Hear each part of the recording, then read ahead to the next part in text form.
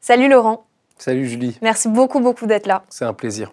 Alors, toi, tu es venu de Fontainebleau aujourd'hui parce que, en plus d'être comédien, tu as créé une école qui s'appelle Phonact. C'est ça. Que tu as lancée il y a 7 ans, 8 ans? À peu près, en fait, il y a plusieurs débuts de l'école. Donc, le début officiel, c'est 2014. Ok, c'est ça, sous forme de stage d'été. De stage d'été de 2 semaines. Et, mais tu es issu d'une formation à Londres de comédien. Ouais. Donc, je vais te laisser te présenter peut-être et de présenter l'école par la même occasion. Bien sûr. Donc, moi, je suis comédien et donc je suis aussi metteur en scène et j'ai monté cette école. Après un parcours qui m'a amené dans beaucoup de différentes formations, différentes écoles. J'ai commencé au cours Florent, les cours du soir. J'ai fait un trimestre. Ensuite, je suis parti, j'ai fait une foundation à Lambda. Foundation, c'est une espèce d'année préparatoire. C'est une année préparatoire, voilà, c'est ça, ouais. Donc, à Lambda, à Londres. C'est ça. Ouais. Ensuite, j'ai fait le cours Lecoq, et qui est sur 2 ans. Mais j'ai fait que 1 an. Parce que ensuite j'ai intégré la Guildhall, que je considère comme ma formation, en fait. Ouais. Guildhall, qui est une formation anglaise aussi, anglo-saxonne, qui fait partie du top 3 des écoles anglaises. Si on avait une équivalence en France, on aurait le conservatoire, le TNS, tout ça. Guildhall, ça fait partie du top des écoles. C'est ça. Pour moi, c'est la meilleure. Pour moi aussi. Et du coup, ensuite, donc moi, j'ai commencé un peu tard. J'ai commencé à 21 ans. J'ai fait donc 6 ans de formation. Donc j'ai un peu fait le tour. J'ai rencontré plein de profs, plein de manières de faire. Et puis en sortant, donc j'avais 27 ans. Et là, j'ai tout de suite travaillé dans d'autres écoles.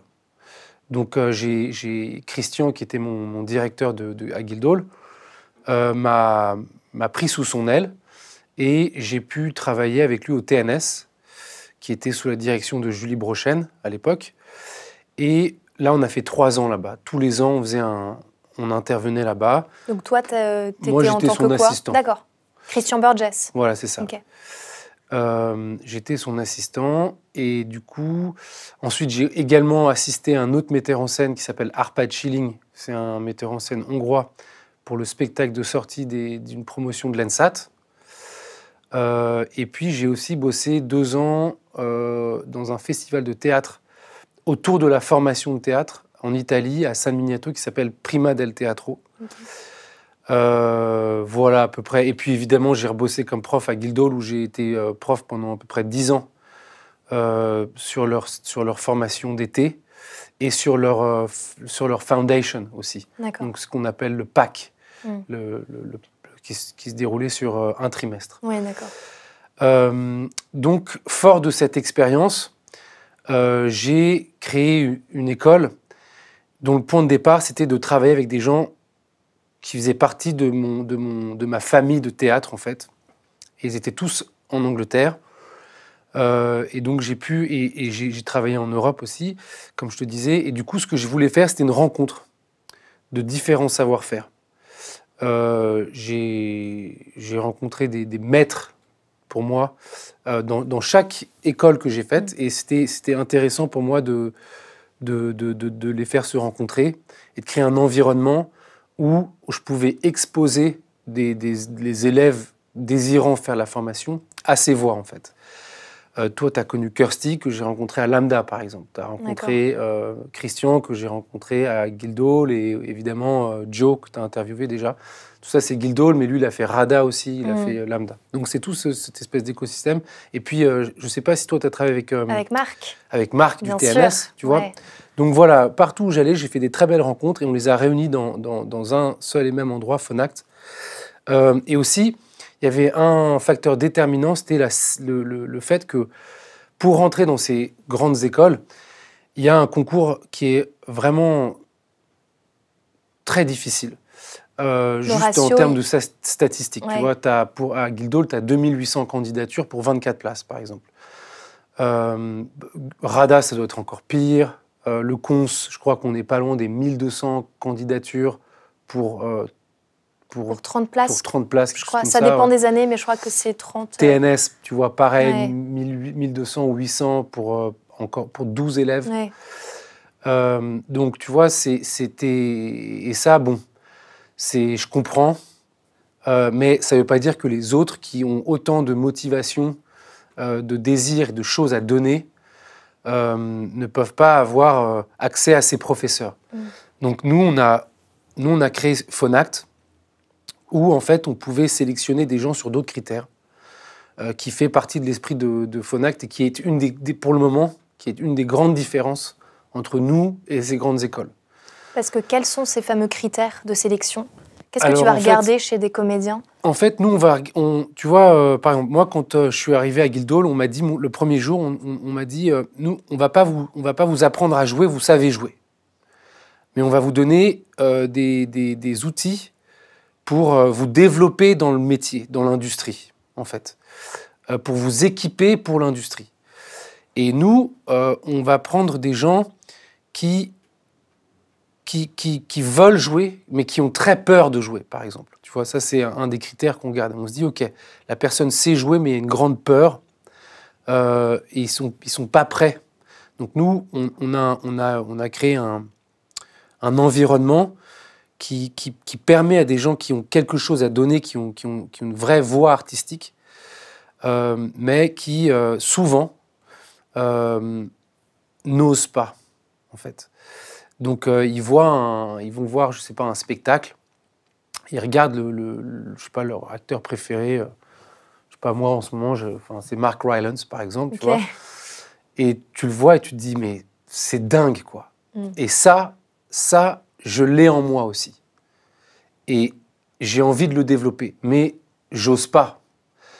Et donc, nous, on sait que ce qu'on fait, c'est on crée un espace très safe, sûr, et on permet aux gens de petit à petit, avec beaucoup de douceur, de dépasser, de sortir de leur zone de confort, de dépasser cette zone de confort et de découvrir qu'en fait, ils peuvent manifester dans l'espace toute leur créativité, toutes leurs ambitions, toutes leurs impulsions artistiques. Tandis que dans les grandes écoles, souvent, il n'y a pas le temps pour ça. Ils rentrent tout de suite en création, tu vois, au TNS, ils rentrent, ils travaillent avec des grands metteurs en scène, et voilà, il faut y aller tout de suite, quoi. Donc ça, c'est cette temporalité entre nous et les grandes écoles, elle est différente. De moins en moins, mais elle est différente dans ce sens-là. Et elle l'est parce qu'à la base, nous, on a commencé par des stages d'été, et ensuite par une classe prépa de 3 mois, un peu comme le PAC. On a eu un super taux de réussite, pas loin des 50% de nos élèves qui ont intégré on a mis des élèves dans toutes les écoles. Donc on a eu un bon taux de réussite, mais il restait quand même 50% d'élèves qui étaient top aussi et qui avaient accès à aucune formation. Donc en fait, c'est eux qui nous ont poussés à créer une formation. C'était leur désir, c'était leur passion qui nous a amenés à se dire, bon, nous, on aime travailler avec ces gens-là, pourquoi pas ? Et on a lancé le cursus de 1 an, et puis maintenant le cursus de 2 ans, qui était pour des acteurs qui avaient à la base déjà une formation initiale. Et on s'est dit, bon, avec 2 ans, eux, ils seront équipés pour aller... Voilà. Et les gens qu'on veut dans la 2e année, c'est des gens qui, comme je te disais, sont prêts à y aller. Ça y est, ils sont... C'est un terme en anglais... Je sais pas, je connais pas l'équivalent. Oui, parce que la formation est en anglais à Phonact. Ah oui, toute la formation est en anglais. Mais on accueille on a 12 nationalités différentes. On a plein de langues différentes. On enseigne en anglais, mais on honore la langue de chaque acteur. Voilà. Mais ce que je disais, c'est que les étudiants qui viennent dans le stage de 2 ans, voilà, eux, c'est des élèves qui ont une temporalité où ils sont prêts déjà. Ils arrivent, et, tu vois. C'est comme ta promotion, tu vois. C'était des acteurs courageux, confirmés. Et dans votre 2e année, quand vous allez sur scène, vous aviez confiance. Vous aviez déjà un sens, une identité artistique assez forte qui vous permettait de manifester toutes vos impulsions, vos rythmes et vos dynamiques sur scène. On va en parler. Moi, ce qui m'avait vraiment émerveillée à Phonact, c'est l'accent qui était mis sur le travail d'ensemble. Et ça, j'ai trouvé nulle part ailleurs. C'est tout d'un coup, je sortais de formation où c'était moi, mon petit ego, ma petite... À tout d'un coup, une formation où non, en fait, tout est dans l'autre. On va bosser, on avait fait, je pense, 3 mois intenses où on n'a pas fait un travail de texte sur des monologues ou du travail de texte personnel. On n'était que sur du travail de cœur. Et donc, pourquoi avoir choisi de mettre l'accent sur ce travail d'ensemble? Qu'est-ce que ça apporte pour toi dans le travail de comédien? En fait, ça vient vraiment, ça découle de toute mon expérience à Guildhall. Ça a vraiment été instauré là-bas, et à Guildhall, c'est ce qui les différencie eux-mêmes des autres écoles anglaises. Et c'est cet environnement qu'on essaie de créer à travers l'ensemble, parce qu'en fait, l'espace, il se constitue, c'est celui qui existe entre les acteurs, l'espace de création. Et en créant un ensemble, on crée cet espace. Si cet espace est fertile pour exprimer ses impulsions, pour sortir de sa zone de confort, pour faire ce qu'on dit en Angleterre, trial and errors, pour essayer, se vautrer avec le sourire et sans se sentir jugé, et recommencer pour en fait apprendre en fait. Et ça, c'est déjà dans cet espace d'ensemble que la notion d'autonomie va naître en fait. Parce que donc dans cet ensemble qui est constitué de la compagnie d'acteurs en fait, si les ingrédients sont là, ça permet à l'acteur, au jeune acteur, de pouvoir se déployer avec le soutien du groupe en fait. Et comme tout le monde est témoin du travail de chacun, tout le monde a l'impulsion naturelle de soutenir l'autre. Parce que si je te soutiens, quand moi je vais y aller, tu vas me soutenir. Et du coup, on cultive une atmosphère bienveillante qui permet justement aux acteurs de franchir des caps, d'essayer, de se découvrir, de se révéler à eux-mêmes et à l'ensemble. Donc en fait, cette culture d'ensemble, c'est de se dire, on a tous peur autant les uns que les autres. Ouais.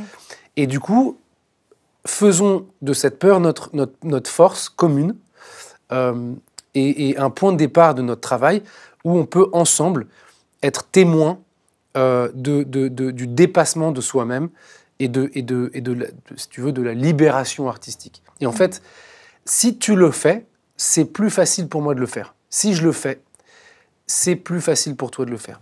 Donc du coup, voilà, on favorise cet espace qu'on appelle l'ensemble. Et du coup, on travaille ensemble. D'accord.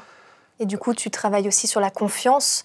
Et sur, tu nous disais, ça a été l'un des premiers jours, tu nous as dit, on ne commente pas le travail qu'on fait. Ce qui se passe en répétition, on est en laboratoire, on explore tous. Et quand vous rentrez chez vous, ne cassez pas cette confiance que vous pouvez avoir les uns les autres en commentant le travail. Et en quoi c'est important, justement? En fait, donc, la confiance, tu vois, c'est un espèce de produit dérivé. C'est quelque chose qui se construit. De temps en temps, on dit « mais aie confiance en toi », tu vois. Mais qu'est-ce que ça veut dire?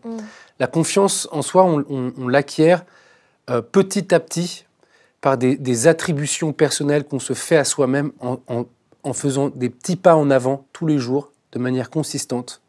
Et on peut se retourner, on peut se dire « ah, mais je peux avoir confiance, je l'ai fait en fait, j'ai l'expérience ».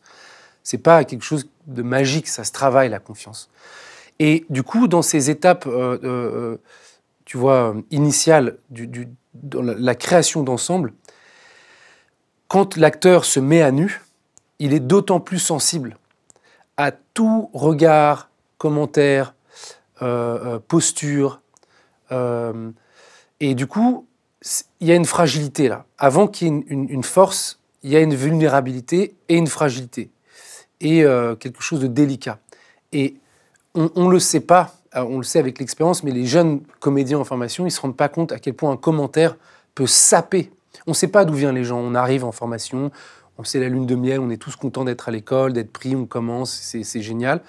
Mais on ne sait pas les sensibilités des gens, on ne connaît pas leur parcours de vie, etc. Et donc du coup, même sans malveillance, on peut, sans s'en rendre compte, dire quelque chose, avoir une posture qui peut, si tu veux, déstabiliser, nuire au travail de l'autre. Donc, la position d'être neutre, c'est-à-dire de ne pas commenter, juste d'accueillir et de recevoir le travail de l'autre sans devoir le valider ou, à l'inverse, le critiquer. C'est très important au début de la formation. Après, il y a des complicités qui se créent et puis il y a une posture. Les gens se trouvent une place et puis voilà, si toi et moi on peut déconner sur ce qu'on a fait, ça va. On a gagné le droit de communiquer de la manière dont on veut. Mais au début, nous, en tout cas, moi, j'aime pas entendre. Et en plus, c'est mon boulot de le faire, de toute façon. Et j'aime pas qu'il y ait cette culture de critique, de regard, parce que c'est pas le même regard, en fait.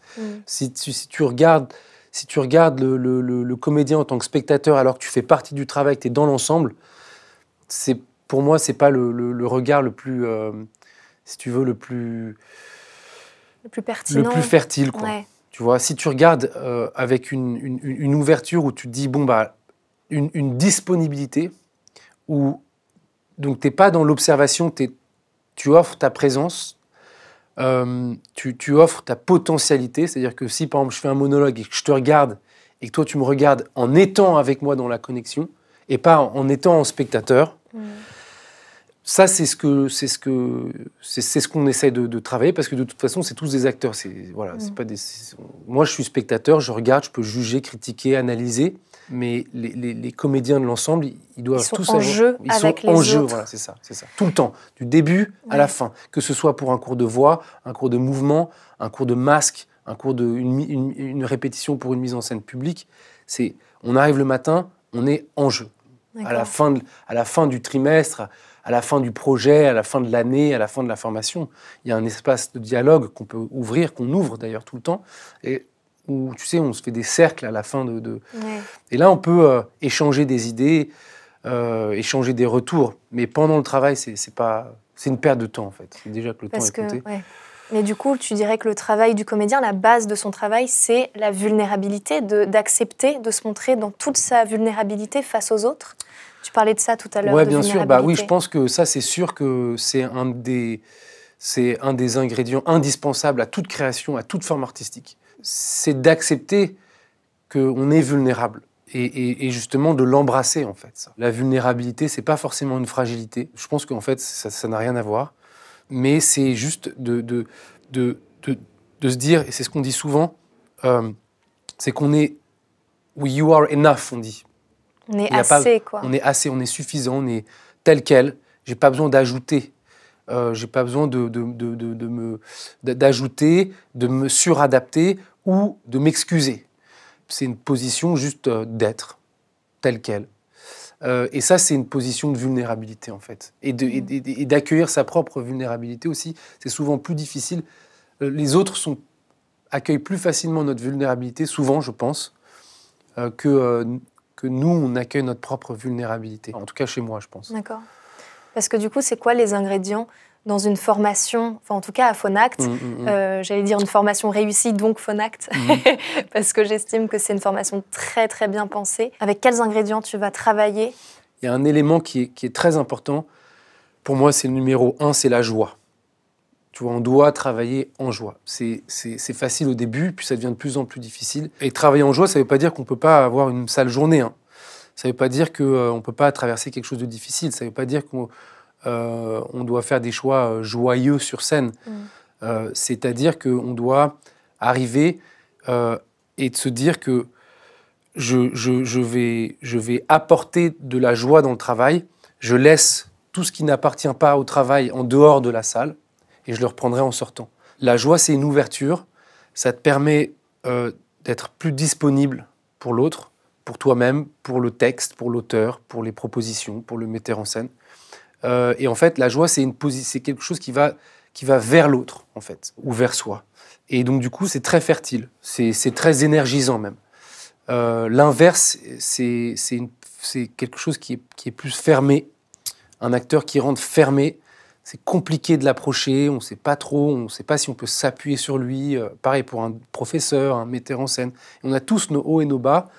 Et du coup, de cultiver cet ingrédient de manière professionnelle, ça ne veut pas dire que tu dois être heureux, mais tu dois juste apporter de la joie dans le travail. Ça ne veut pas dire que c'est facile, mais tu dois apporter de la joie dans le travail. L'inverse, ça ne nous regarde pas, en fait. Ensuite, ce qui est très important, je pense, en tout cas pour nous, c'est du courage. Donc le courage, c'est de se dire, bon bah voilà, qui va sur scène, et là on n'a pas une pause de 10 minutes, quoi. Tu vois, on n'a pas, c'est de se dire, bon, je sais pas du tout quoi faire, mais j'y vais. Ce courage, c'est vraiment important, parce que ça va être à la base de toute proposition, en fait. On a des instincts artistiques, on a des impulsions artistiques, on a une voix, et en fait, il y a une résistance, la peur, peu importe ce que c'est, hein, on s'en fiche, mais il y a quelque chose qui fait que c'est difficile, on n'ose pas y aller, et le courage, c'est ce qui va, ou the need, en fait, le besoin, ouais, la nécessité. Ouais. Cette nécessité, elle puise dans le courage la force de trouver une voie, de trouver une impulsion physique, et de sortir et d'être manifesté.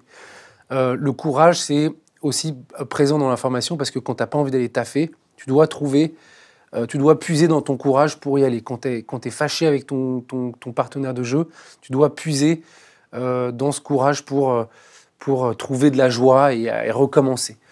Donc vraiment, le courage, avec la joie, c'est à la base de notre formation. Après, il y a aussi la générosité.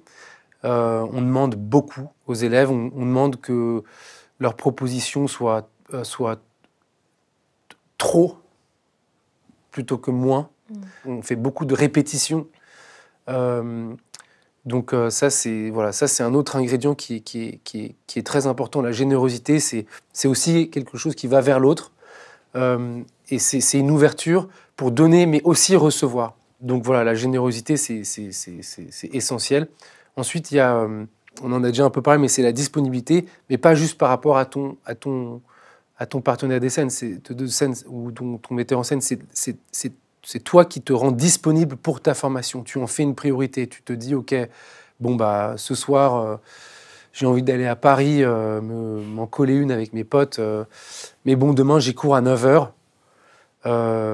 Et du coup, qu'est-ce que je fais, tu vois? Et là, tu dois te rendre disponible pour ta formation, pour ton metteur en scène, pour ton texte. Et ça passe aussi, voilà, à travers ça. Et il y en a un autre ingrédient hyper important, c'est le sens de l'humour. C'est hyper important parce que on peut toucher voilà, on fait de l'art. Moi, j'ai pas de réponse à ce que c'est que l'art, mais on peut toucher des choses très dures dans le choix des scènes que 2 acteurs peuvent faire ou qu'un metteur en scène peut faire. Et on permet à des auteurs de dire des choses à travers nous très importantes.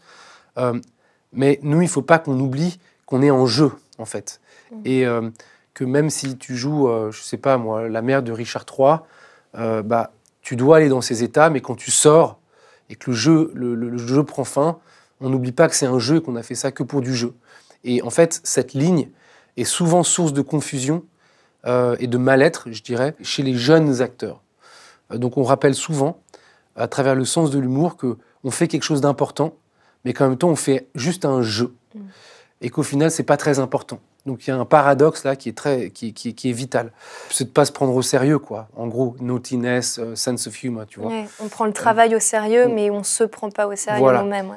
Et en même temps, tu vois, ça veut pas dire qu'on prend pas, c'est pas de la rigolade. Ouais, bien sûr, c'est exigeant quand même. C'est exigeant. Donc on peut avoir de la joie, on peut être courageux, on peut être généreux, on peut être disponible, et on peut aussi, tu vois, prendre ça à cœur, mais bon, on joue à quelque chose, tu vois. Et donc cultiver ce sens de l'humour, aussi parce que bah, tu vas faire dans le travail de recherche, tu vas faire des propositions, et puis bon, bah, ça va pas, elles vont pas être gardées, tes propositions. Donc tu dois accepter ça. Tu vas rencontrer des états où tu vois, il y a un choix que le metteur en scène va finalement, à l'issue de la recherche, va t'imposer. Ça ira contre toi, et tu dois avoir le sens de l'humour, de dire mais c'est pas grave, je suis au service d'eux, donc je lâche, c'est qu'un jeu, c'est cool. Le plus important, c'est pas le choix, c'est de jouer pour l'acteur, de jouer le choix, peu importe le choix. Et puis l'énergie, finalement, ça c'est de dépenser son énergie.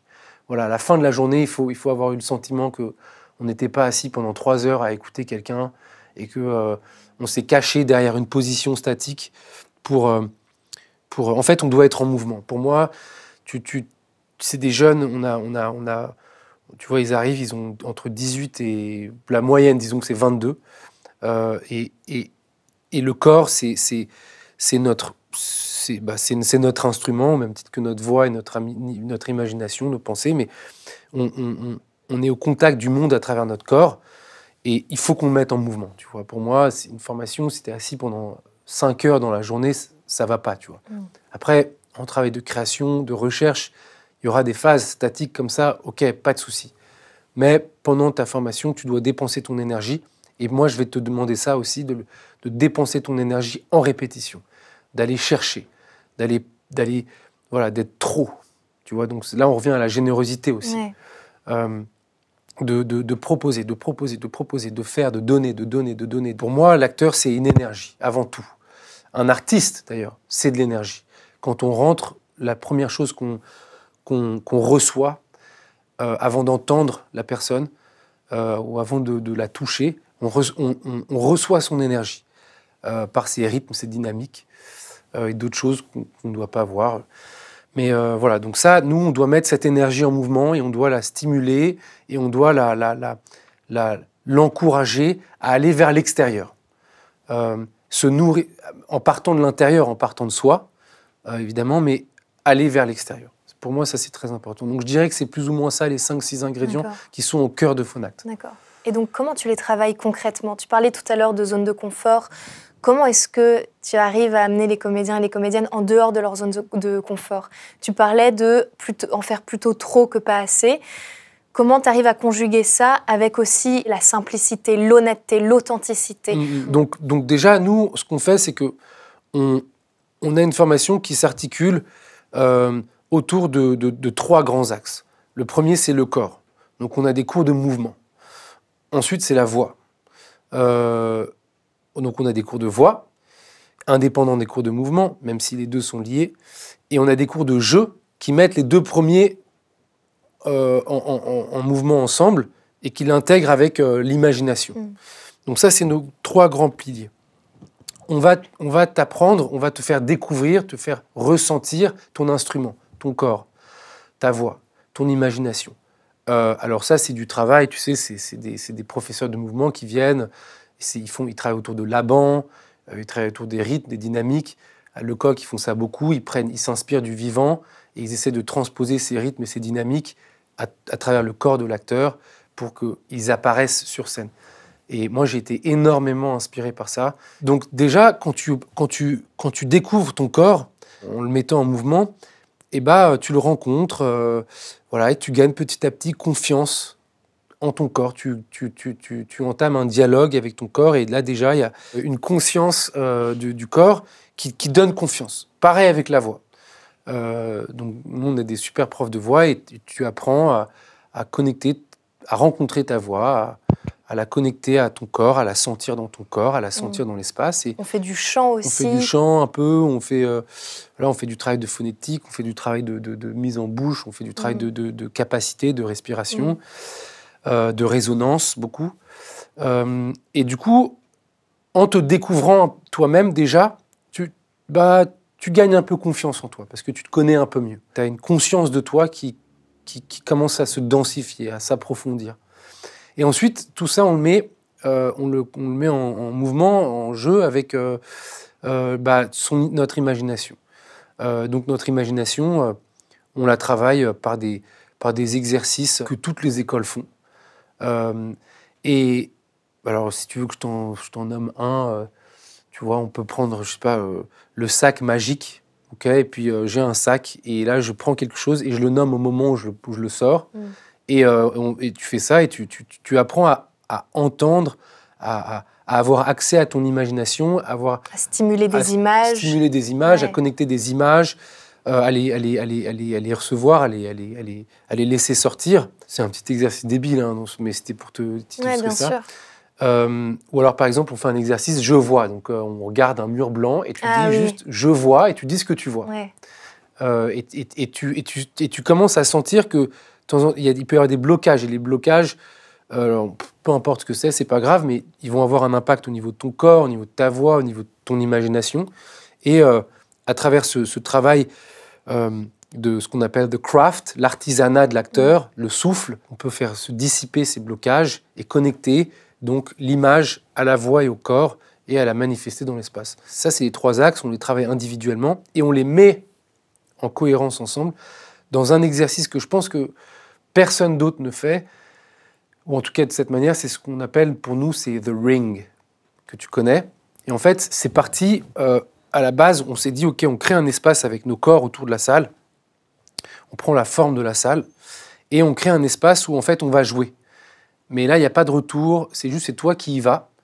Si personne n'est dans l'espace, l'espace meurt, donc tu dois l'alimenter avec ton énergie, le mettre en jeu, en vie.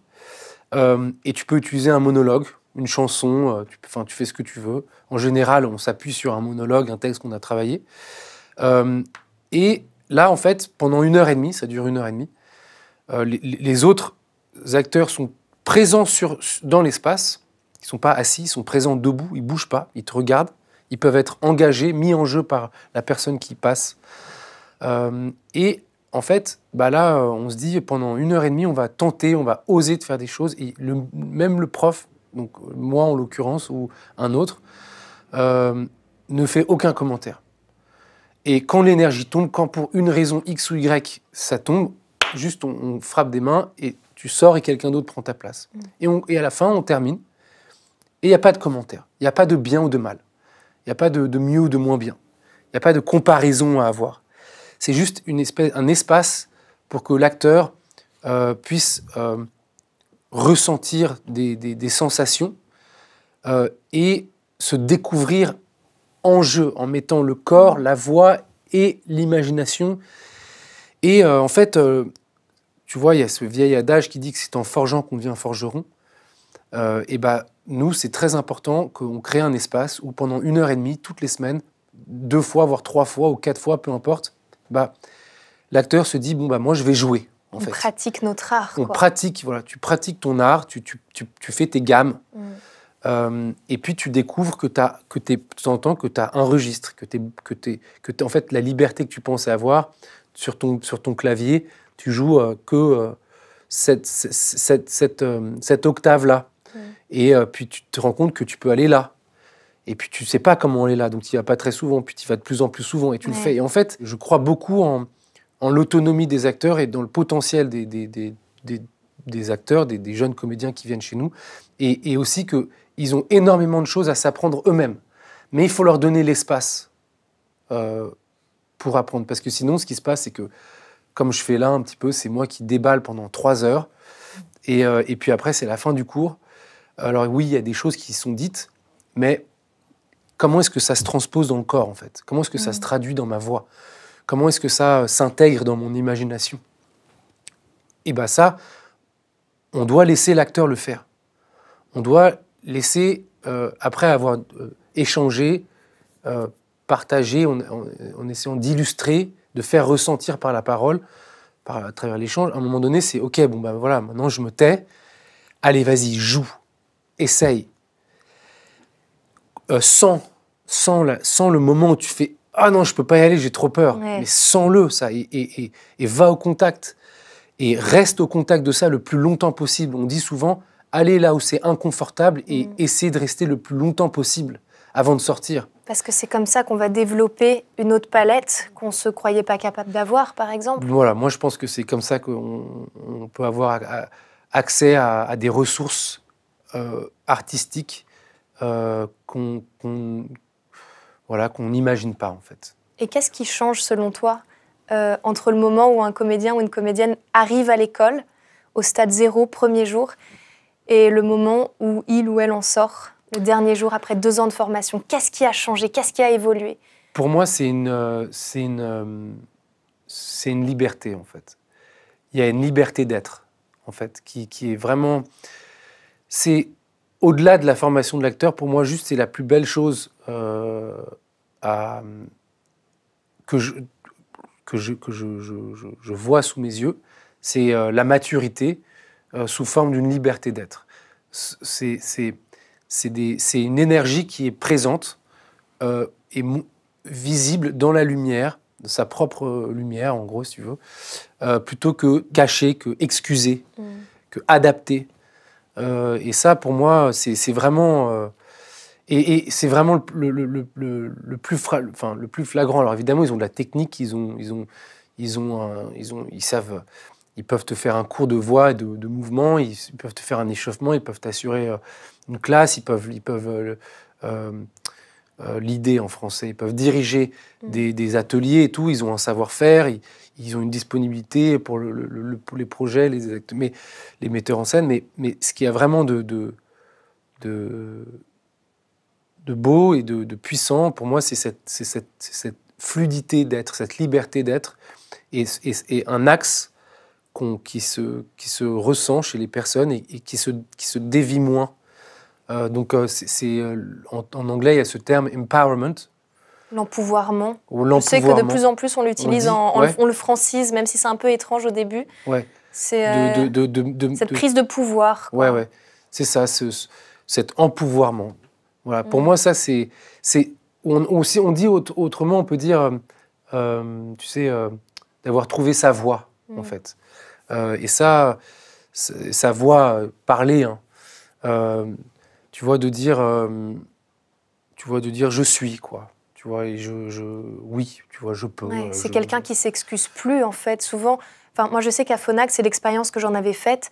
Je me sentais, mais vraiment, c'était cette sensation, je me sentais invincible à la fin de ces 2 ans de formation. Je me sentais capable de tout.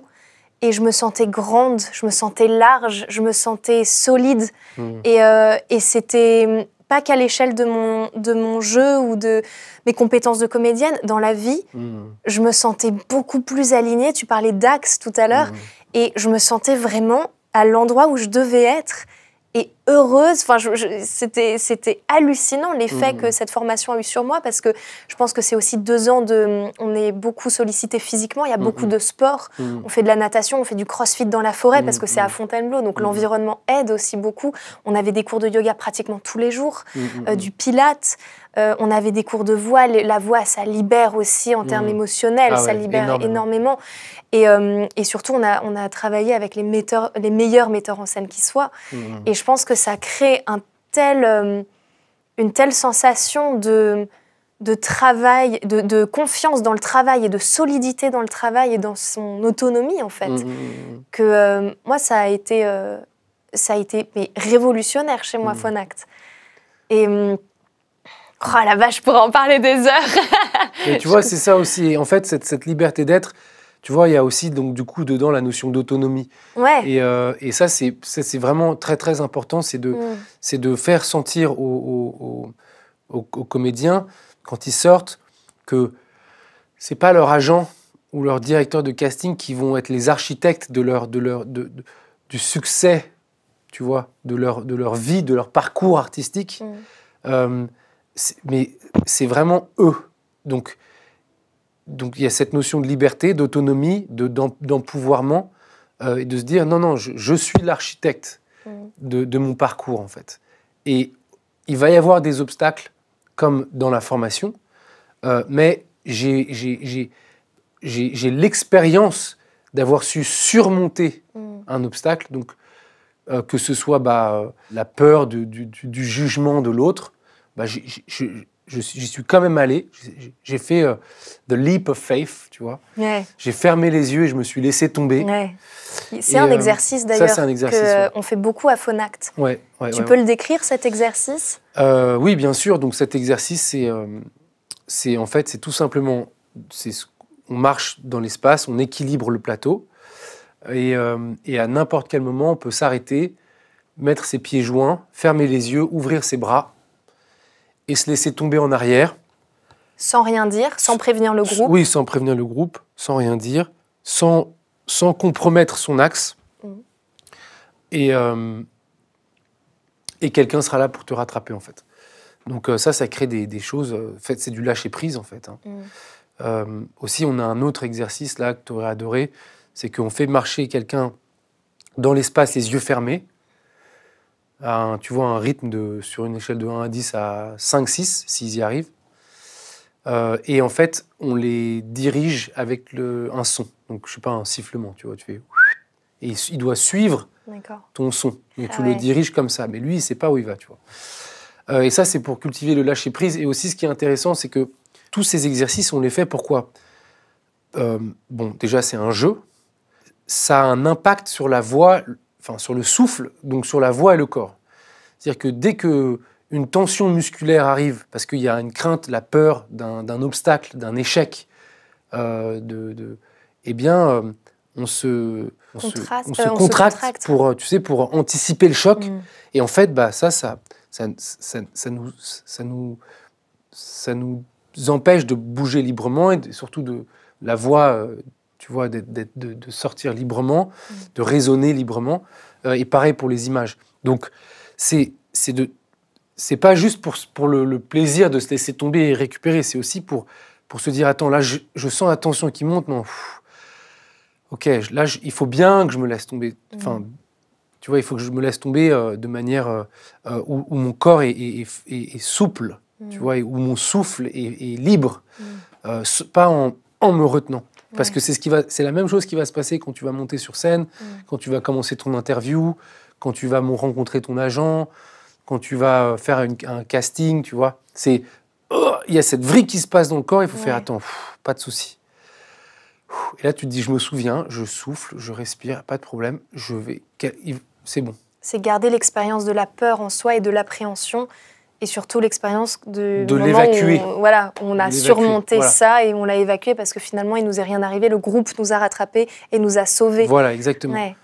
Exactement. Et c'est pour ça, quand tu décrivais tout à l'heure comment tu te sentais à la fin de la formation, tu vois, c'est à travers le groupe que tu as pu trouver ça. Et en fait, ça ne veut pas dire que tu vas non plus écraser le groupe ou prendre trop de place par rapport au groupe. C'est que tu prends ta place sans t'excuser, que tout le monde s'adapte et du coup, le groupe prend plus de place pour laisser l'espace à l'autre de changer. Et du coup, et voilà, et c'est ce que... Et c'est ce qui va se passer quand tu vas rencontrer des acteurs sur scène. Souvent, tu entends des jeunes comédiens qui jouent avec des énormes acteurs. Et ils se disent, c'est dingue, il me fait mieux jouer. Quand je suis avec lui ou avec elle, c'est facile de jouer. Et c'est ces présences, tu vois, qui t'ancrent et qui te mettent en jeu. Et en fait, c'est lui qui te bouge. Et nous, on fait cet exercice où on se rencontre et on dit,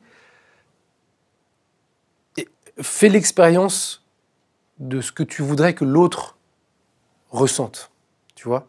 Donc, si le groupe se sent fort et bien, et courageux, disponible, généreux, joyeux, qu'il a son sens de l'humour, qu'il est espiègle et qu'il dépense son énergie, bah c'est la somme de tous les individualités qui sont dedans, tu vois. Mais il faut que chaque individualité lâche prise, accepte de faire l'expérience de ça, pour que l'ensemble du groupe fasse l'expérience de ça. Sinon, c'est juste un ou deux, et les autres, non. Tu vois, et il n'y a pas d'homogénéité. Et donc, ce que tu as ressenti, on essaye de faire en sorte que l'ensemble des acteurs dans le groupe ressentent la même chose à la fin de la formation. D'accord. On n'est pas loin de la totalité. Ça dépend tous les ans. Évidemment, les parcours sont différents et tout, mais en tout cas, il y a une évolution qu'on peut juger positive chez tout le monde. D'accord. Tu parlais d'autonomie tout à l'heure. Et qu'est-ce que représente l'autonomie d'un comédien pour toi ou d'une comédienne ? Alors du coup, l'autonomie, pour moi, ça représente... c'est un peu ce qu'on disait tout à l'heure, sur le fait que c'est toi l'architecte. En fait, on te place au centre de ton parcours. Et l'autonomie, pour moi, c'est la capacité à aller chercher des ressources au fond de toi-même pour fabriquer ton parcours. Donc, tu le fais de manière autonome. Tu es seul, tu ne dépends de rien. Tu as besoin de quelque chose, tu vas chercher les ressources nécessaires pour obtenir cette chose. Tu vois, tu as besoin d'aller rencontrer quelqu'un, et tu y vas. Tu es autonome dans le processus de création de ton parcours. En répétition, ils vont aller chercher les différents choix. Ils ne vont pas attendre que le metteur en scène, obligatoirement, lui dise, essaye une action différente. Tu vois. Essaye... ils collaborent. Donc, dans la notion de collaboration, chacun apporte quelque chose. Donc, il y a une autonomie à cet endroit-là aussi. Quand tu es autonome, tu es actif. Et du coup, c'est important. J'aime bien rappeler ça aux élèves, tu vois. Acting, c'est un acte, c'est de l'action. Et du coup, il faut une autonomie. Voilà, sinon, il n'y a pas de collaboration, il n'y a pas de voilà. Et après, tu extrapoles ça à l'issue de la formation. Ok, maintenant, sois autonome dans la création de ton parcours artistique, de ta carrière. Va chercher ce que tu veux. Si tu peux pas, fabrique un moyen de le faire. Fais ton film, fais ta pièce. Tu vois, voilà, mets-toi dans une position où tu dépends pas au minimum en tout cas, de tout ce qui est extérieur à toi. Et encore faut-il avoir appris à travailler. C'est ce que j'ai adoré à Phonact aussi, c'est qu'on a eu... alors, même si on n'a pas eu une méthode Stanislavski pendant 2 ans, on a eu un aperçu de ce qu'était la méthode Stanislavski, du Meisner. En fait, on a eu accès à plein de profs différents qui, eux, nous ont apporté leur propre méthodologie. Et à l'issue desquels, moi, j'ai pu me dire, OK, ça a marché chez moi, ça, j'en retire. Je retire tel exercice et telle chose de telle méthodologie. Ça, j'ai bien aimé cette méthode, mais je la réinvente à ma façon. Pour moi, c'est crucial, une formation pour ça, pour faire, je sais pas comment dire, ta boîte à outils de toutes les méthodologies, les méthodes de travail qui vont te nourrir, toi, comédien ou comédienne, ensuite. Oui, ça, tu vois, c'est vraiment...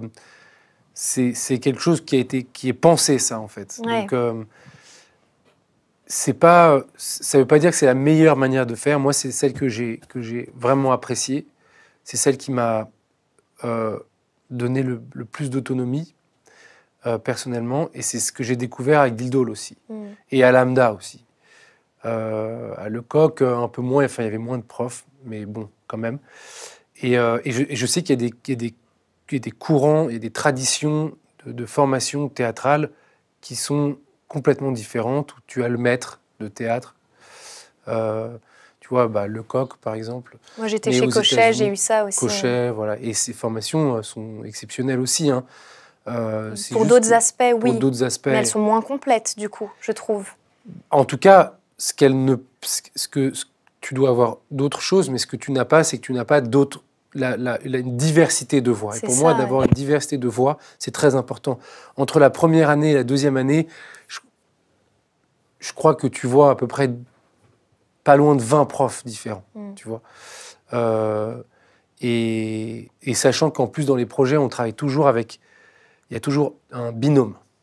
Dans les grands projets, tu vois, de mise en scène, par exemple, il y a toujours un binôme. Même en première année, premier trimestre, quand tu fais le texte contemporain, les scènes contemporaines, tu as 2 profs, tu vois, qui sont présents dans la salle en même temps.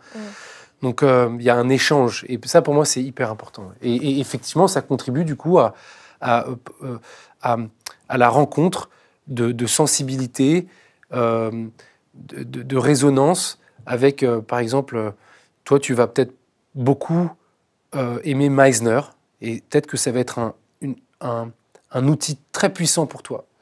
Peut-être que quelqu'un d'autre va plus travailler, se baser sur le travail de Laban ou des animaux et passer par le corps. Voilà. Et après, à l'issue de la formation, justement, on a une connaissance de soi-même, on sait comment on fonctionne un peu mieux en tout cas, et du coup tu peux te dire après, tiens, Meisner c'était vraiment génial, de manière autonome, je me dis vas-y, j'ai envie d'aller gratter un peu plus. Un acteur, il est jamais fini de se former de toute façon. C'est Sigourney Weaver qui disait qu'elle, malgré tous les films qu'elle fait, elle continue à faire des stages, tu vois, pour se remettre en danger, pour s'exposer de nouveau à ce sentiment de ah tiens là je sens la peur, j'ai la nécessité de parler, j'ai le courage, j'ai la disponibilité, la joie, l'énergie, d'y aller, d'offrir, tu vois, de manifester, de dire moi j'ai ça à dire, moi je veux faire ce choix, je veux proposer ce choix en tout cas. Donc oui, c'est pensé, et en gros tu vois à peu près une 20aine de profs sur ton parcours. Ouais. Et j'ai une dernière question qui revient régulièrement dans les commentaires ou dans les messages que je peux avoir sur l'accès aux émotions. Et tu parlais de lâcher prise tout à l'heure. En anglais, dans la formation à Phonact, tu dis souvent le mot « release », c'est libérer quelque chose. C'est quoi la relation entre le lâcher prise et l'accès aux émotions? Comment tu peux avoir accès à ces fameuses émotions qui nous font tellement peur en tant que comédien et comédienne, parce que c'est un peu la base de notre métier. Ce qui est intéressant avec ça, c'est qu'on parle de quelque chose qu'on ne voit pas, qu'on ne peut pas toucher, qu'on n'entend pas, mais qu'on ressent et qu'on manifeste. Et donc du coup, je peux pas voir ton émotion de peur. Toi, tu la ressens, et moi, je peux la ressentir à travers comment elle te met en mouvement, en fait.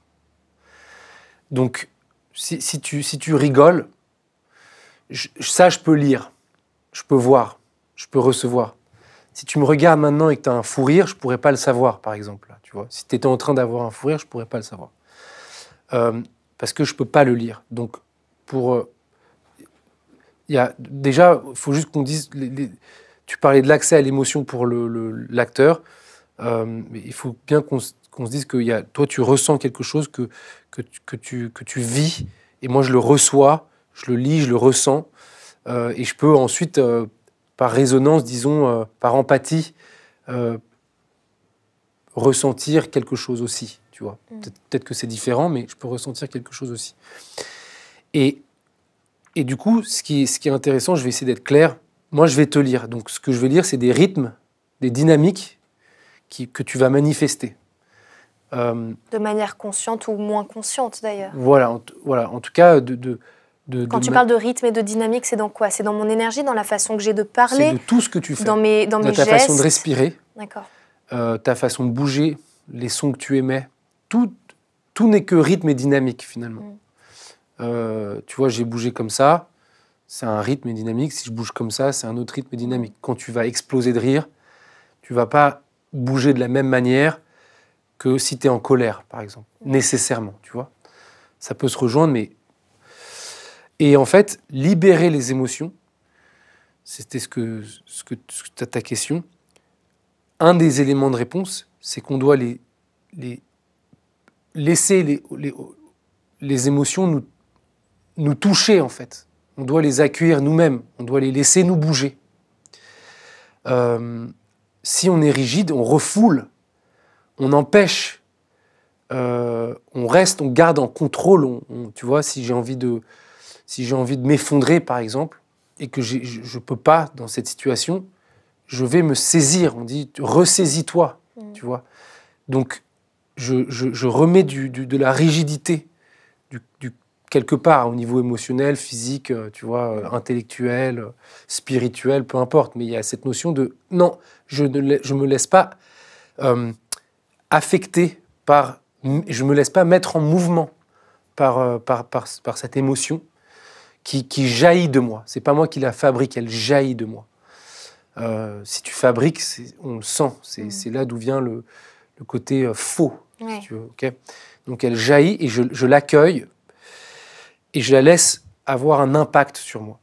Et pour pouvoir accueillir cette émotion et la laisser nous pénétrer, en fait, et nous bouger, eh bien, il faut qu'on l'accueille, et pour ça, il faut qu'on soit physiquement relâché, en fait. On dit souvent aux gens, on dit lâche maintenant. Tu vois, dans la vie, je veux dire, c'est bon, tu peux lâcher. Et là, les gens lâchent et il y a une tension interne qui se relâche et il y a une émotion qui s'évacue. Tu vois ce que je veux dire? Oui, bien sûr. Donc, je sais pas. C'est un muscle, en fait, l'émotion. En fait, c'est-à-dire que, en fait, l'émotion en elle-même, je sais pas trop ce que c'est en termes de la nature, parce qu'on avait dit, tu vois, dans l'énoncé qu'on ne pouvait pas la toucher, on ne pouvait pas vraiment la voir ni l'entendre. On ne sait pas ce que c'est, mais on peut la voir en voyant l'effet qu'elle a sur nous.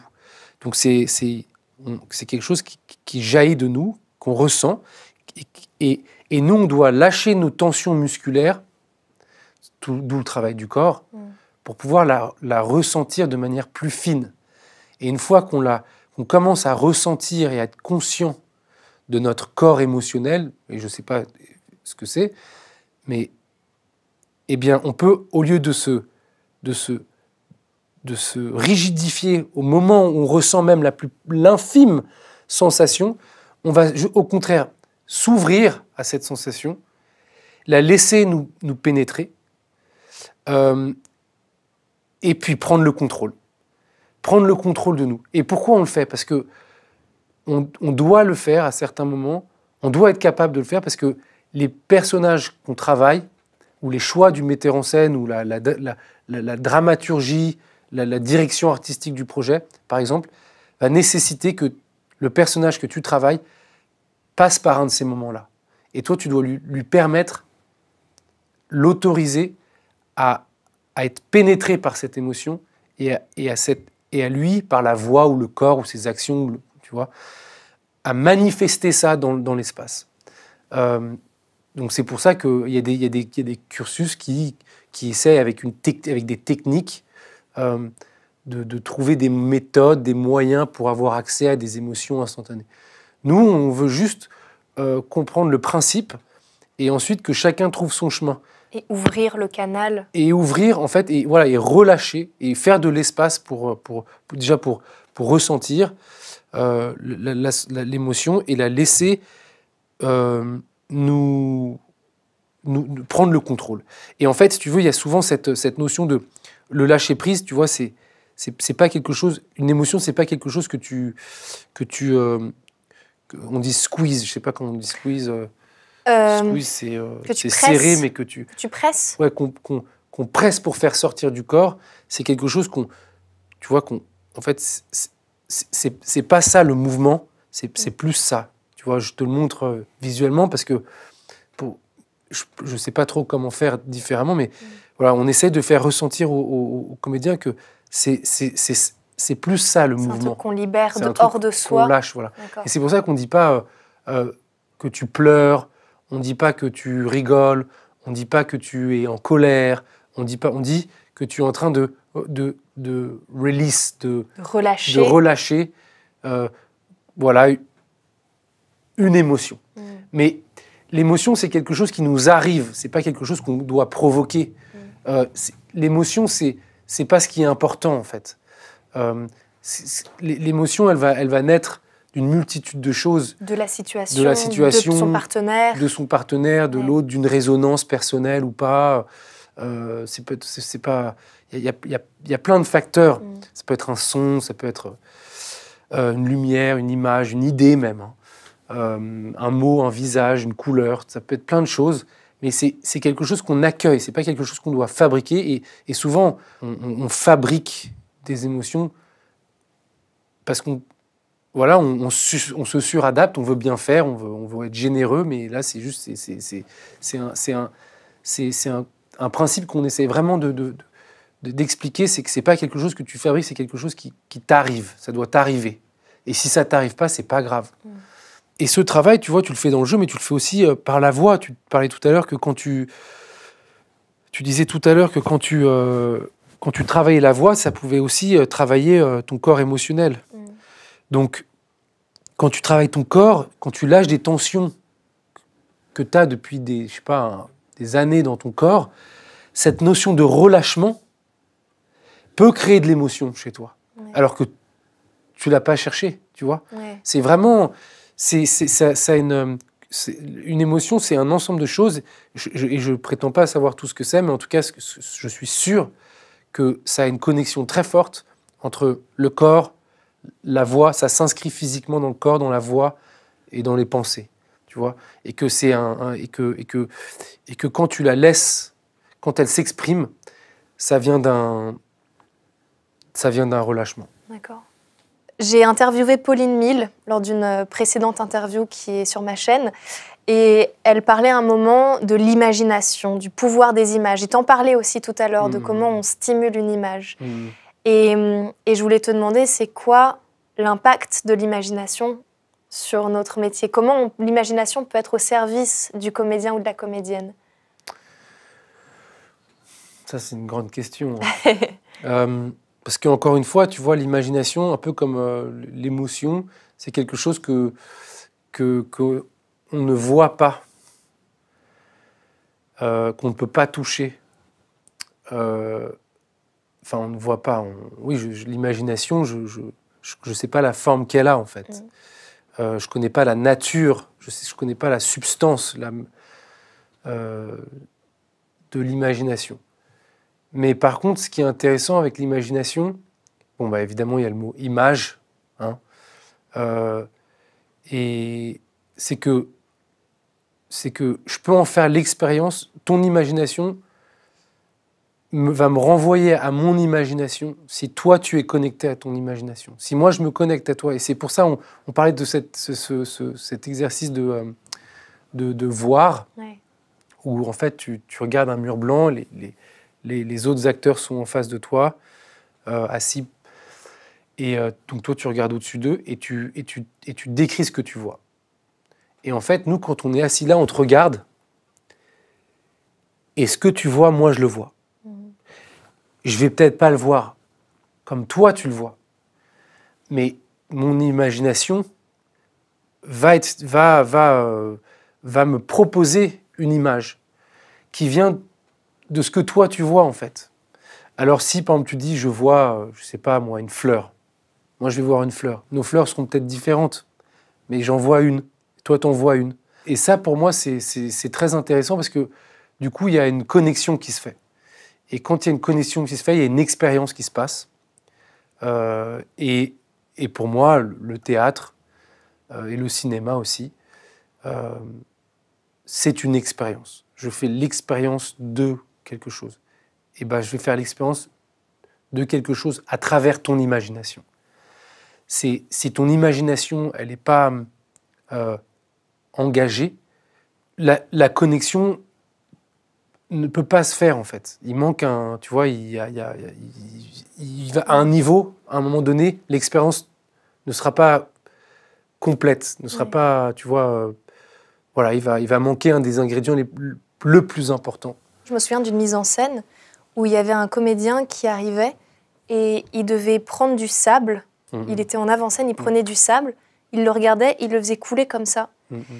Et il n'y avait pas de sable sur le plateau, il n'y avait rien. C'était un plateau vide. Le comédien arrive, on ne savait pas dans quel décor il était, c'était le début de la pièce. Il touche un truc, il regarde et il fait couler. Et en fait, c'était tellement concret pour lui que pour moi, c'était évident que c'était du sable et non pas de l'eau ou une autre matière. Et en fait, ce qu'il voyait, sans le dire, sans le décrire, sans le verbaliser, je le voyais et j'en faisais l'expérience. Juste par le pouvoir de son imagination. Alors après, il y a le mouvement qui a aidé, mais je veux dire, c'est d'une puissance. Mais le mouvement, il aide parce qu'en fait, c'est l'image l'a mis en mouvement. C'est ça, ouais. Et ce que tu reçois, son rythme et sa dynamique, met en mouvement ton imagination et tu vois le sable qui tombe. Et c'est un peu comme on parle, tu vois, elles apparaissent à nous, on les met en lumière, on les met en forme, les images. Comme pour les émotions tout à l'heure, tu sais, on disait on ne voit pas, on ne sait pas où aller. Mais la manière dont elle va te faire bouger, je vais pouvoir, par empathie, ressentir, tu vois, ou en tout cas, essayer de ressentir ce que toi tu ressens. Quand tu te connectes à ton imagination et que tu as fait le mouvement que tu as fait pour laisser tomber le sable, en voyant ça, moi, ça met en mouvement mon imagination et je le vois en fait. Donc l'imagination, comme les émotions, c'est intrinsèquement connecté au corps et à la voix en fait. Et c'est une source d'inspiration, c'est une impulsion, c'est une ressource intérieure, magique pour le coup. Ça c'est vraiment magique parce que ça peut être tout et n'importe quoi. Et d'ailleurs, au même titre que les émotions, il faut avoir le courage d'exprimer son imagination, de dire ce qu'on voit. Parce que évidemment, on a toujours des mécanismes, je ne sais pas ce que c'est, mais je sais qu'il y a des mécanismes en jeu qui viennent freiner, bloquer l'imagination. Et le stress, par exemple, on sait très bien que le stress, ça vient bloquer l'imagination. De temps en temps, tu es dans des situations stressantes et tu ne sais même plus quoi dire. Tu ne sais même pas quoi inventer. Tu es bloqué, tu es paralysé. Et du coup, voilà, là, on fait pareil, on lâche prise, on lâche la tension on est suffisant et on sait qu'elle est là, et on l'écoute, on la laisse jaillir. Mais l'imagination, si tu veux, c'est l'outil principal du comédien, quoi. Ça, pour moi, c'est sûr. Et en fait, tu mets ton corps, ta voix, tes pensées, ton énergie au service de ton imagination. Et tu offres ton imagination à ton partenaire, à ton réal, à ton metteur en scène, au public, à ton directeur de casting. Et en fait, c'est vraiment ça aussi l'enjeu de la formation, c'est de mettre en mouvement ton imagination, de libérer ton imagination, tu vois, que tu sortes et que tu te dises, mon imagination, je m'autorise à voyager dans mon imaginaire, sans jugement, quoi. Et est-ce qu'un autre enjeu de la formation, c'est pas l'un de ceux que tu nous disais à Phonak, c'est dites oui aux propositions, que ce soit une proposition d'un partenaire de jeu, d'un metteur en scène. Et je pense que ça a beaucoup participé à la confiance que j'ai pu créer avec mes camarades à l'école, et les profs et les metteurs en scène avec qui on bossait, parce que le fait de se dire ok, je ne vais pas être en résistance face à cette proposition ne me veut pas de mal, ce n'est pas dans mon intérêt, ni dans l'intérêt de mon partenaire de me mettre en difficulté. C'est du jeu, on crée du jeu, donc je vais accepter la proposition, parce que si je suis en refus, j'arrête le jeu, je casse le jeu. Donc l'enjeu aussi d'une formation, c'est de rendre disponible au jeu, mais aussi aux propositions qu'on nous fait en tant que comédien et comédienne. Oui, et puis aussi aux concepts qu'on énonce, aux principes qu'on impose presque, comme c'est au cadre qu'on impose pour le coup là. Aux règles du jeu, quoi. Voilà, aux règles du jeu. Ouais. Et du coup, oui, c'est fondamental en fait. La formation, c'est pas du tout quelque chose de mécanique. En tout cas, c'est pas comme ça que je le vois, encore moins dans le monde artistique. C'est quelque chose d'organique.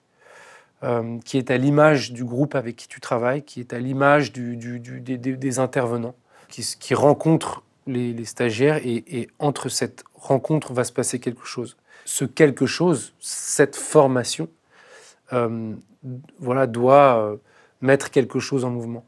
Et nous, ce qu'on dit, on propose, on dit, bon, nous, on va dire des choses avec lesquelles vous pouvez être en désaccord, il n'y a aucun problème. Nous ne faisons que proposer. Une formation, c'est une tentative d'accouchement, en fait. Tu vois. Il y a quelque chose qui doit s'ouvrir, tu vois, s'épanouir, éclore. Enfin, tu vois ce que je veux dire ? C'est quelque chose qui se déployait. Et du coup, en fait, c'est une tentative. Et donc, ça peut échouer. Tu vois, tu peux aller dans des formations. Moi, j'ai fait des formations, je suis rentré en étant A et je suis sorti en étant A. Ouais. Le principe de base, c'est qu'il y aura un temps pour le dialogue, l'échange, et chez nous, il est ouvert, enfin, il est quasiment n'importe quand. Avant les cours, après les cours, avant un projet, après un projet, avant un trimestre, après une année, tu vois, après la formation, il n'y a pas de problème, il est tout ça. Mais pendant la tentative, on ne dit pas non. Ouais. Parce que sinon, il n'y a pas de mise en mouvement, on peut pas, ça marche pas. Donc tu dis oui. Et la peur va, tu vois, en fait, on dit, et ça c'est important aussi, le non, il vient souvent de ta tête, en gros, ok ? Et c'est pas quelque chose de néfaste, le non. C'est quelque chose de très important même. Et ta tête, tu vois, on dit switch your mind off. En fait, c'est pas tout à fait juste. Ce qu'on devrait dire, c'est n'utilise pas ta tête comme ressource principale pour ta créativité, pour chercher. Il y a d'autres ressources. Tu as des ressources physiques, tu as des ressources vocales, tu as des ressources émotionnelles, tu as des ressources d'imagination, tu vois, imaginaires. Et du coup, c'est juste de dire, OK, nous, on navigue dans le monde en utilisant principalement, la plupart d'entre nous, notre tête. Et notre tête, elle fait ça super bien. Elle nous sauve de beaucoup de situations et elle fait tout pour qu'on en tout cas, ce qu'on pense être le mieux pour nous. mais ça peut être contre-productif dans le travail. Et souvent, l'esprit dit « Ah non, mais ça, je ne peux pas faire ça, mon personnage, il ne ferait jamais ça. Ce n'est pas possible. » Et souvent, c'est la peur déguisée en forme de non, qui se déguise en forme d'une espèce de validité intellectuelle, tu vois. Et donc, du coup, on dit juste mettez ça en veilleuse, le temps de l'exercice. Et après, on y revient. D'accord. On va commencer la tentative, le cours, la répète, peu importe. Et si on commence par le non, on peut finir le cours, la répète, la tentative, sans avoir essayé quoi que ce soit. Donc, d'abord, personne t'a forcé à venir. C'est toi qui as auditionné, tu as fait 2 tours. Souvent, tu as voyagé. Tu payes. Ouais. Donc, dis oui. Dis oui. Et après, tu peux dire non. Ouais. Voilà, c'est dans cet ordre-là. Après, plus tard, et à l'issue de la formation, d'ailleurs, on dit maintenant, tu as dit oui. Ouais. Donc, tu as un savoir-faire, tu as une connaissance, c'est quelque chose, donc tu sais comment utiliser le mot non de manière... intelligente. Ouais, de manière intelligente, créative, tu vois. Et non régi par la peur, en fait. Voilà. Tu dis non en pleine conscience de tes capacités, de ce que tu sais faire et de ce qui est bon pour...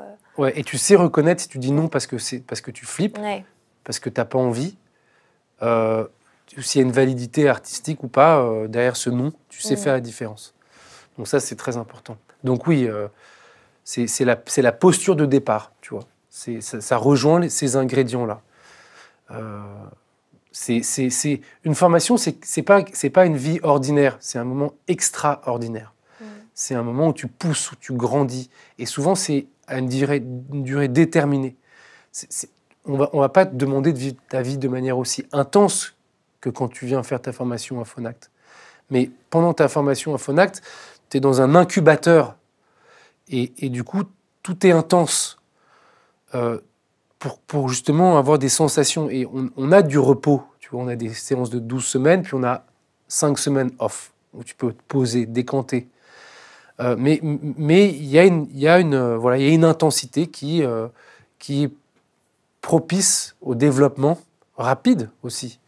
Parce que tu vois, 2 ans, c'est long, mais c'est rien. 3 ans, c'est long, mais c'est rien. Donc, il faut que dans ces 3 ans, il se passe des choses. Il faut exposer... en fait, voilà, on expose les stagiaires, les acteurs à des différentes expériences pour qu'eux-mêmes puissent, tu vois, se composer artistiquement eux-mêmes et appuyer leurs propositions artistiques du futur dans leur parcours sur cette multitude d'expériences qu'ils ont faites. Tu vois. Donc c'est pour ça que c'est très important qui vient, quand, où, comment, et que ce n'est pas une mince affaire, une formation. Pour moi, c'est une des plus belles choses qui existent, des plus belles expériences humaines, l'expérience de la formation, l'échange de la formation. J'ai adoré être formé, j'adore former. Voilà. C'est top. Est-ce que tu aurais un dernier conseil que tu aurais aimé avoir plus jeune peut-être, en école? Est-ce qu'il y a un déclic que tu as eu, que tu aimerais partager? Quelque chose que tu as compris sur le métier d'acteur à travers ton école, que tu aimerais bien dire? En fait, moi, ce que je commence à saisir, vraiment, on en a discuté un petit peu au début, et je l'ai toujours su, c'est parce qu'on te le dit tout de suite. On te le dit dès le départ, tu vois, c'est d'être. Tu vois, c'est la quête de l'instant présent, exister dans l'instant présent. C'est d'être. Et il y a 2 choses qui se passent, c'est soit tu es ou soit tu suradaptes. Si tu fabriques, tu suradaptes. Et en fait, je n'avais pas fait le lien entre to be enough, tu vois, être suffisant tel quel,